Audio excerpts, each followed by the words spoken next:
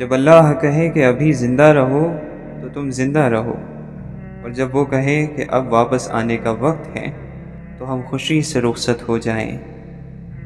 خوشامد سننے کی طلب رکھنے والا مریض ہے، اور اس کی خوشامد کرنے والا اس کے مرض میں اضافہ کرتا ہے۔ زندگی میں ایک قاعدہ بنا لے، کچھ بھی بن جائے مگر بے فیض انسان نہ بنے۔ درخت جب بے فیض ہو جائے تو چولہے میں جھونک دیا جاتا ہے۔ اگر خواہش اور حاصل کا فرق مٹ جائے تو سکون مل جاتا ہے۔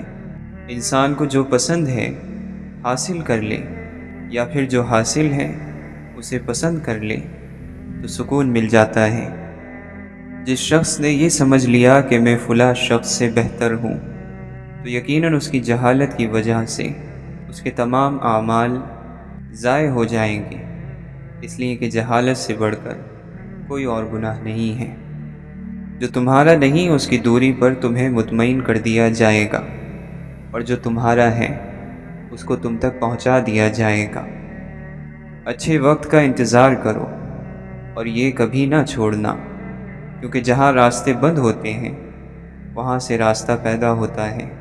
جہاں دیوار آ کر کھڑی ہوگی وہاں سے راستہ ملے گا۔ کوئی رات ایسی نہیں جس کے بعد دن نہ آیا ہو۔ نگاہ میں ناپاک، ناروا اور نامحرم مناظر ہو تو ایسی بدبخت آنکھ حقیقتوں کو کیا دریافت کرے گی؟ جنس پرستی کے بھوکے شکاری حقیقت کے پجاری نہیں بن سکتے۔ حقیقت کی تلاش کرنے والا خود حقیقت نہ بنے تو بات نہیں بنتی۔ حقیقی عزت اور عظمت خدا کے لیے ہی مخصوص ہے۔ جس نعمت کا شکر ادا نہ ہو وہ ایسے گناہ کی طرح ہے جو معاف نہیں ہوتا۔ توبہ کرنا آسان ہے، مشکل تو گناہ چھوڑنا ہے۔ یقین رکھو کہ صبر کے بعد تمہیں ایسی حیران کن نعمت سے نوازا جائے گا کہ تم درد اور تکلیف کی تلخی بھول جاؤ گے۔ کم رزق کو تھوڑا نہ سمجھو، ورنہ زیادہ رزق سے ہمیشہ کے لیے محروم کر دیے جاؤ گے۔ مومن کی خوشی اور اس کا سکون اپنے رب کی اطاعت میں، اور اس کا حزن یعنی غم گناہ کرنے پر ہوتا ہے۔ صابر وہ ہوتے ہیں جو واجبات کو ادا کرتے ہیں، اور صبر کا اظہار کرنے والے وہ ہوتے ہیں جو حرام سے بچتے ہیں۔ نفس کو دنیا کی لذتوں سے روکنا نہایت فائدے مند روزہ ہے۔ جس کے پاس سخاوت اور حیا نہیں ہے اس کی موت زندگی سے بہتر ہے۔ ہم نیکی اللہ کو راضی کرنے کے لیے کرتے ہیں، اور اس کے نتیجے اور اس کی شہرت دنیا میں تلاش کرتے ہیں۔ یہی بنیادی خامی ہے۔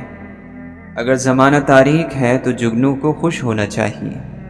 جھوٹے ماحول میں سچا آدمی تکلیف میں نہیں ہوگا تو کیا ہوگا؟ معاشرے میں تکلیف ہی اس کی داد ہے۔ اپنی جمع کی ہوئی دولت ضرور اپنا نصیب تھا، لیکن اس نصیب کو خوش نصیبی بنانے کے لیے محروم لوگوں کو شامل کرنا بہت ضروری ہے، اور اگر نہ شامل کیا تو یہ انا کا نذرانہ بن کر رہ جاتا ہے، اور یوں یہ بد نصیبی بن کر رہ جاتا ہے۔ لالچی انسان کے نصیب میں باطن کی پہچان نہیں آتی۔ چیزوں کا حصول، چیزوں کی محبت، چیزوں کی نمائش، چیزوں کا غرور فنا کے دیس کی باتیں ہیں۔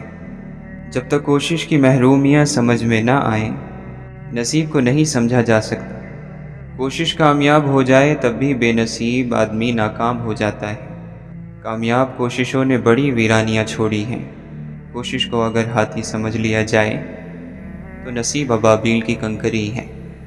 کیچڑ مت اچھالو، یہ دوسروں پر پڑے نہ پڑے، لیکن تمہارے ہاتھ یقیناً گندے ہو جائیں گے۔ کسی کی رائے کو ثبوت کے بغیر حقیقت قبول نہیں کرنا چاہیے۔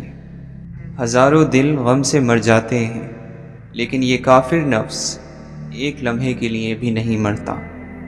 حکمت اور حکومت چنے ہوئے بندوں کو بندوں کی بھلائی کے لیے عطا کی جاتی ہے، یہ ہر کسی کو نہیں ملتی۔ کمی مت نکالو، چیزوں کو رد مت کرو، ہر چیز کمال حکمت سے بنائی گئی ہے، کوئی بھی چیز فضول نہیں۔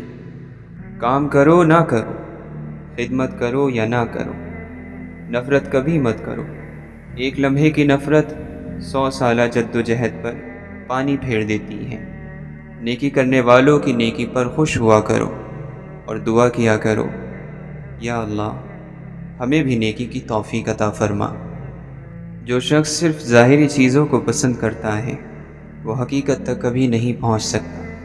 اپنے سے امید رکھنے والوں کو نا امید نہ کرو، کہیں خدا تم سے ناراض ہو کر تم سے دشمنی نہ کرنے لگے۔ کوئی عبادت بھی حلال کمانے اور شرمگاہ کی حفاظت سے افضل نہیں۔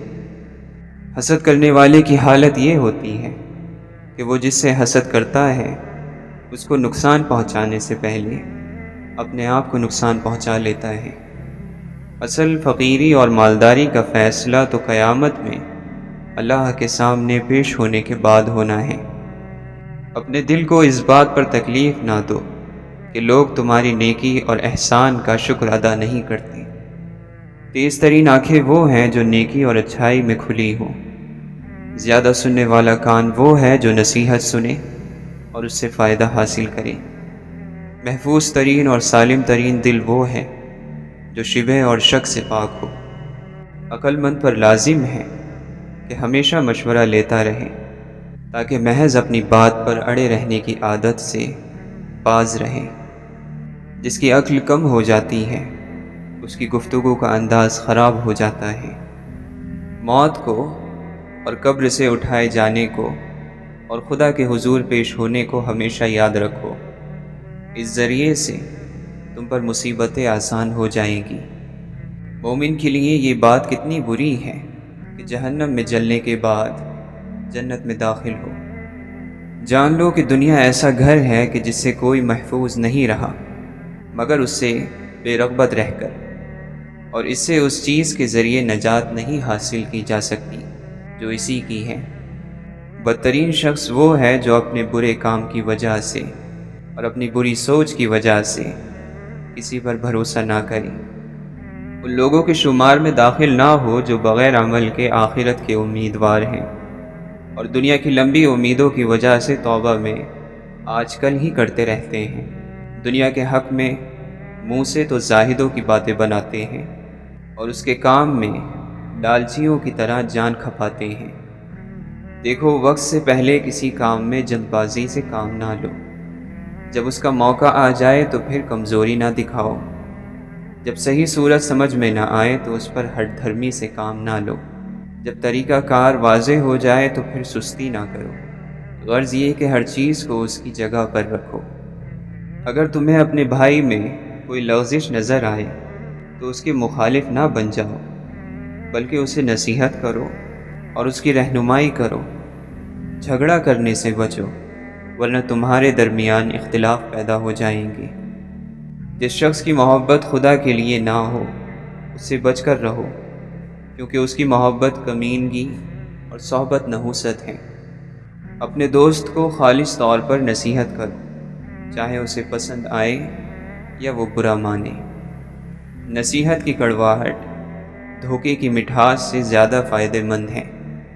بہت سی نیتیں ایسی ہیں جو عمل سے زیادہ فائدہ مند ہوتی ہیں۔ جو تمہارے پاس امانت رکھے اس میں خیانت نہ کرو، خواہ اس نے تمہارے ساتھ خیانت کی ہو، اور اپنے دشمن کو برا نہ کہو، خواہ اس نے تمہیں برا ہی کہا ہو۔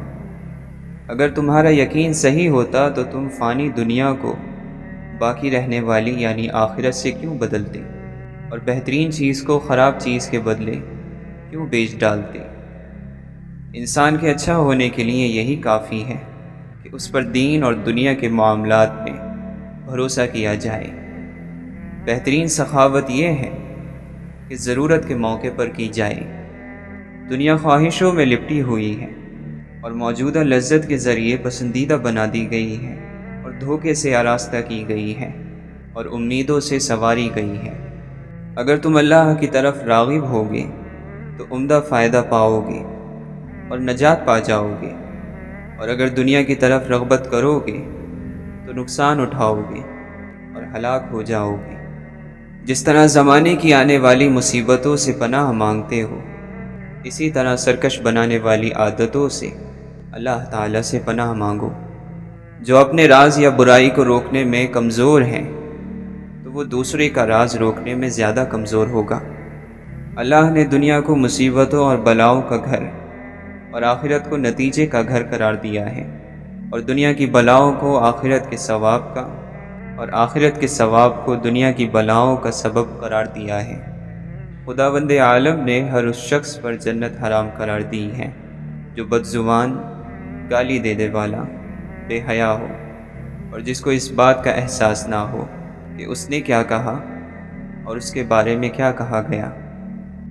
جو کوئی اللہ سے ڈرتے ہوئے کام کرے گا، اللہ اس کے لیے مشکلات سے نکلنے کا کوئی راستہ پیدا کر دے گا، اور ایسے راستے سے رزق دے گا جدھر اس کا گمان بھی نہ جاتا ہو۔ جو اللہ پر بھروسہ کرے، یقیناً وہ اس کے لیے کافی ہے۔ مومن کے شایان شان نہیں ہے کہ وہ اپنے آپ کو ذلیل کرے۔ پوچھا گیا، وہ اپنے آپ کو کیسے ذلیل کرتا ہے؟ فرمایا، ایسا کام نہ کرے جس کے لیے اسے معذرت کرنے کی ضرورت پیش آ جائے۔ لوگوں کے پاس موجود چیزوں کے بارے میں امید نہ رکھنا مکمل خیر ہے۔ اللہ اس بندے پر رحم کرے جس نے علم کو زندہ کیا، اور علم کو زندہ کرنے والا وہ ہے جو دینداروں اور پرہیزگاروں کے ساتھ علمی گفتگو کرتا ہے۔ جسم کی غذا کھانا کھانا ہے، اور روح کی غذا کھانا کھلانا۔ جو تم خود کھاتے ہو تو بدبو پیدا ہوتی ہے، اور جب دوسروں کو کھلاتے ہو تو اس کی خوشبو پھیلتی ہے۔ کسی تنگ دل کا مال نہ کھاؤ، اس کے یہاں کھانا بھی نہ کھاؤ۔ تنگ دل انسان سے بچ کر رہو تو سکون مل جائے گا۔ سخی دل انسان سے ملا کر، سخی دل سے اگر تم کچھ لے بھی لوگے تو بھی وہ تمہارے لیے دعا کرے گا۔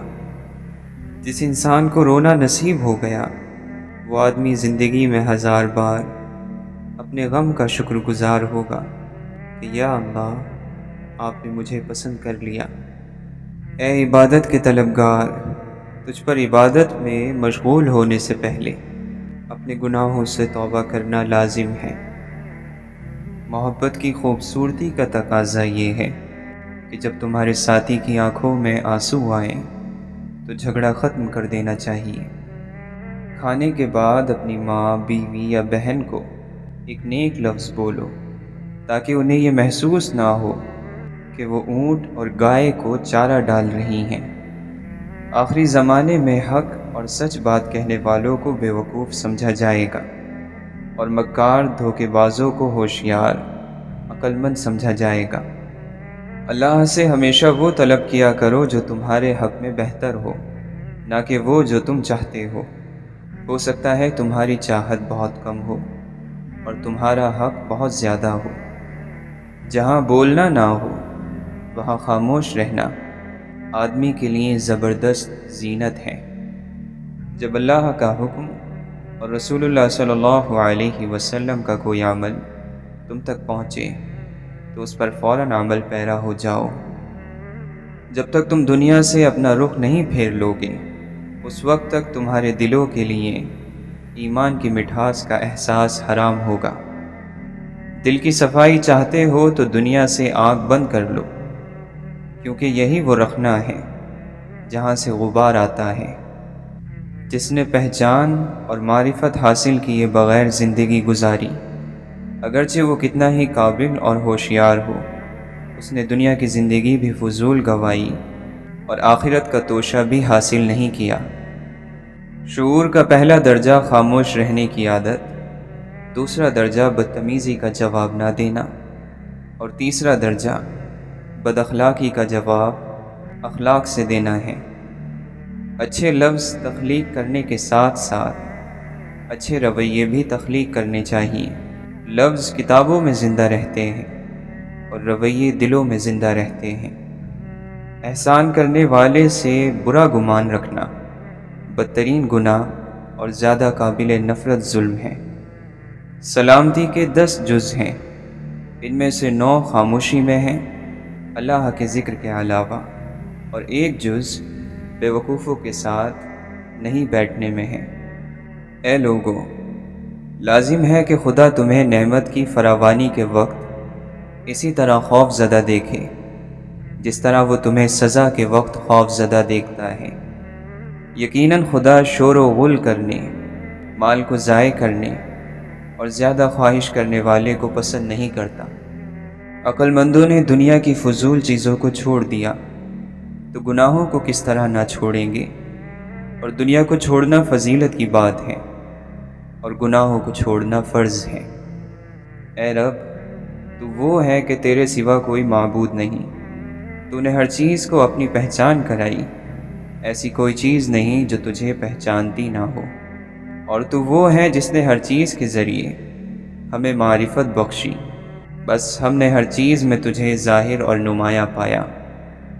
نیک عمل اور خوش مزاجی گھروں کو آباد اور عمر کو طویل کرتی ہیں۔ تواضع یہ ہے کہ آپ لوگوں کو وہ چیزیں دیں جنہیں آپ چاہتے ہیں کہ لوگ آپ کو دیں۔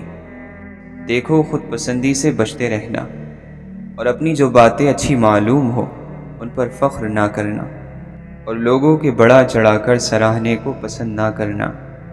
جو تمہیں تمہارے عیب دکھائے اور تمہاری غیر موجودگی میں تمہاری حفاظت کرے، وہ تمہارا دوست ہے، تم بھی اس کی حفاظت کرو۔ خوش نصیبی ہے اس شخص کے لیے جو اپنے آپ کو کمتر سمجھے، جس کا ذریعہ معاش پاکیزہ، باطن صاف اور اخلاق اچھے ہوں۔ جو شخص اپنے عیبوں پر اپنے نفس کو ملامت کرے، وہ بہت سے گناہوں سے بچ جائے گا۔ اس شخص نے خود کو ضائع کر دیا جس کا مقصد اللہ کے علاوہ کچھ اور ہو۔ ڈانٹ ڈپٹ اور برا بھلا کہنا غصے کی کنجی ہے، لیکن یہ ڈانٹ ڈپٹ دل میں برائی رکھنے سے بہتر ہے۔ خبردار، تم ایسے لوگوں میں شامل نہ ہونا جو دوسروں کے بارے میں ان کے گناہوں کی وجہ سے فکر مند ہوں اور اپنے گناہوں سے غافل ہوں۔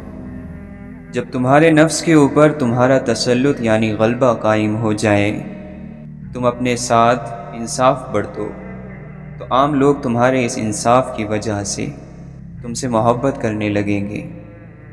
انسان کا فائدہ اس کے کانوں میں صرف اپنے لیے اور زبان میں دوسروں کے لیے ہوتا ہے۔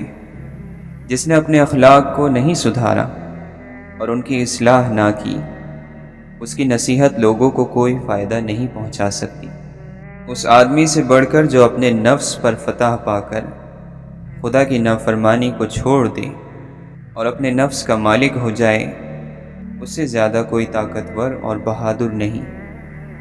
جس نے اللہ کی باتوں یعنی قرآن کو رہنما بنا لیا تو سیدھے راستے اور پائیداری کی طرف اس کی ہدایت کی گئی۔ فقیری اور ضرورت کا اظہار کرنا ہمت کی کوتاہی میں سے ہے۔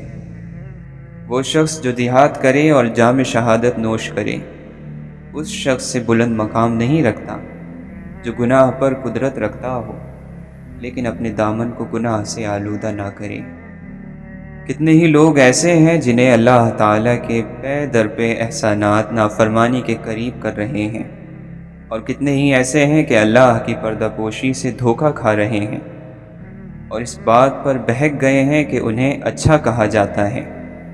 حالانکہ اللہ جب کسی کو آزمائش میں مبتلا کرتا ہے تو اسے مہلت دے کر آزماتا ہے۔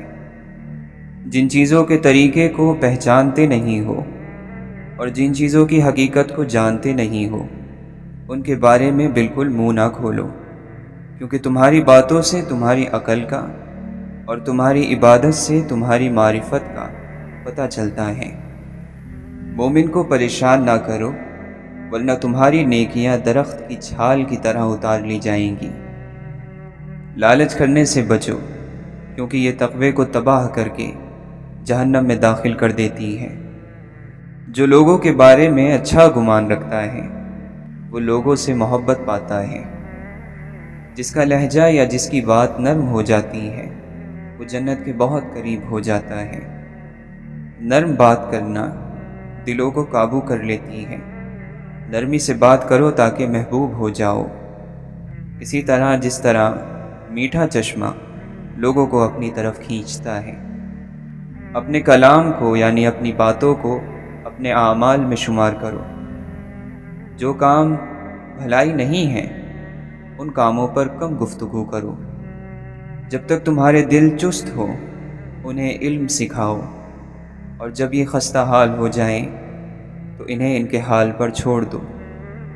جو دل یاد خدا سے خالی ہوتے ہیں، اللہ انہیں غیر کی محبت کا مزہ چکھا دیتا ہے۔ تم صحیح راستے کو اس وقت تک ہرگز نہیں پہچان سکتے جب تک کہ اس چیز کو نہ پہچان لو کہ جس کو تم نے چھوڑا ہے۔ جس دنیا میں تمہیں ہمیشہ نہیں رہنا، اس سے وہ چیزیں لے لو جو تمہارے لیے ہمیشہ باقی رہنے والی ہیں۔ اگر دولت مند بننا چاہتے ہو تو اپنے دل سے دولت کی خواہش کو جلا ڈالو۔ اگر تم دنیا اور آخرت میں خدا کی صحبت کے خواہش مند ہو تو سکون، خاموشی اور گنگا رہنا لازم جانو۔ جب تک زمین میں ایک شخص بھی ایسا ہے کہ جس کا تیرے دل میں خوف ہو یا اس سے کسی قسم کی امید ہو، اس وقت تک تیرا ایمان کامل نہیں۔ نیک عمل وہ ہے جس میں لوگوں کی تعریف کی امید نہ رکھی جائے، جس کی ذات سے مخلوق کو فائدہ پہنچے، وہی اللہ کو پیارا ہے۔ تم مشغول ہو ایسی چیز کے جمع کرنے میں جس کو کھا نہ سکو گے، آرزو رکھتے ہو ایسی چیزوں کی جن کو پا نہ سکو گے، تعمیر کرتے ہو ایسے مکان کی جس میں بس نہ سکو گے۔